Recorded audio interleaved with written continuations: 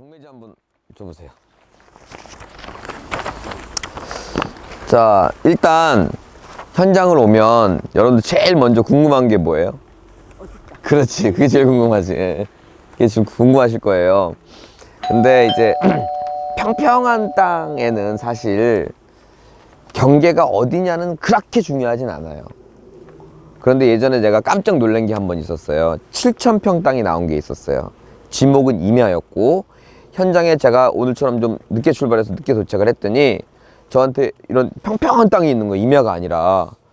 그래갖고 땅이 너무 좋대. 2차선에 붙었고 평평한 땅이 있어서 임야인 줄 알고 왔더니 너무 좋대는데, 내가 눈으로 딱 본 결과는 뭐였냐면 7,000평 중 약 한 3,000평만 토목을 해놓은 거예요. 나머지는 산이야, 이렇게. 근데 그게 딱 경계가 이렇게 산과 평평한 게 이렇게 돼 있으니까 그 평평한 게 그냥 우리 땅인 줄 알고 좋아하시더라고. 근데 나머지 4,000평이 개발이 안 된다 보니까 단가가 싼 땅이 아니었다는 결론이었지. 근데 이제 평평한 땅에서는 어디에 붙어 있느냐가 중요한 건 아니지만, 그래도 알고, 여러분들 제일 궁금한 건 아마도 어디냐, 이게 제일 중요할 걸 거예요. 제가 처음 초보 시절에는 첫 번째를 뭐랬냐, 그냥 공장이나 집이나 이런 것들을 다 번지를 보고 다녔어요. 그래서 여기에 이제 어디 집이 이제 번지에 있느냐, 그러면서 이제 추측을 해 나갔어요. 두 번째는 물어봤죠. 모르겠으니까. 근데 이제 조금 적응이 되다 보면 이제 지도만 가지고도 조금 알 것 같아요. 저도 측량을 해보기 전까지는 100% 알진 못해요. 하지만 대략적인 경계를 보면, 더 가까이 와보실래요? 여기 경매지를 이렇게 보면 북서축으로 6m 도로가 있대. 그죠?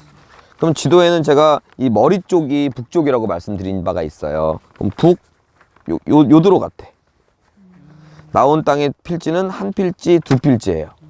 3구, 4구, 다시 10하고. 그럼 모양을 보면 이렇게 생겼고, 이렇게 직사각형처럼 생겼네요. 그럼 여기에 도로가 붙어 있다 그러는데, 첫 번째 내가 궁금한 건 안 붙었는데? 요 가느다란 뭐가 있잖아. 그래서 현황이 붙어 있던 얘긴지, 아니면 지적상에도 딱 붙어갖고 건축허가 내는데 문제가 없다는 이야기인지 확실히 모르겠는 거지. 이런 거부터 이제 의문을 갖고 시작해야 돼요. 경매는 그냥 번지만 툭 던져주고 여러분들이 이게 싼지 비싼지 다 여러분 알아서 하라는 거야.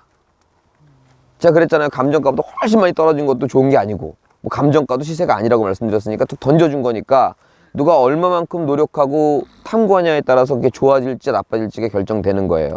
그래서 경매를 꾸준히 하면 그런 거 있잖아요. 뭐 싸게 나온 부동산을 뭐 싸게 씁니다, 이런 뭐 사기 아닌 사기 같은 것들도 방지할 수 있겠죠. 자, 여기 붙었다 그러는 것 같은데 살짝 껴있어 일단은요. 그리고 토지 모양은 이 지도상으로 보면 이렇게 생겼단 말이에요. 그죠? 요 끝에는 이렇게 딱 잘리진 않았으니까 여기 좀 빠졌고요. 그래서 경계를 보면 이 도로는 붙은 게 아니네요. 이 도로가 이 도로예요. 그리고 이 도로가 요 도로고, 그리고 굳이 얘기하자면 요 도로는 저 정화마을 입구를 얘기하는 거죠. 이제 분위기 파악 좀 되셨죠? 그러면 이제 이 도로에 안 붙어 있으니까 이 땅은 우리 경매 나온 땅이 아니죠. 우리 서 있는 땅은 경매 나온 땅이에요. 그래서 이 전봇대, 이 작은 전봇대를 기준으로 대략 측정을 하자면 똑바로 잘린 거야. 이쪽은 아니고 이쪽만이지. 자, 그렇다면 이제 우리가 이제 이쪽에 서 있지 않습니까? 그러면 우리가 이제 이쪽 경계를 이렇게 잘라 봤어요. 그럼 여기도 한번 경계를 보자고요. 여기. 그리고 나아가서 도로는 여기밖에 안 붙었잖아. 감정평가상에는. 하지만 붙었는지 안 붙었는지도 우리가 구청 가서 확인을 해 봐야 될 문제예요. 진짜로 붙었는지. 그리고 땅 모양은 진짜 이렇게 생긴 거 맞는지. 자, 그리고 이제 저쪽으로 가서 우리가 이쪽 경계를 한번 확인해 보자고요. 자, 저 한번 따라와 보세요. 자, 또 볼게요. 우리가 지금 이렇게 도면을 보고 여기가 이제 정화마을 입구니까 조금 더 왔어요. 요만큼. 그렇죠? 자, 여기 경계를 보면 이렇게 얇게 이렇게 쳐진 경계들은, 이건 경험상 말씀드릴게. 요거 같은 건 국어를 보통 얘기해요. 농수로. 그럼 제 뒤편으로 풀이 좀 많이 났지만 사실 여기 농수로가 하나 지나가죠? 그죠?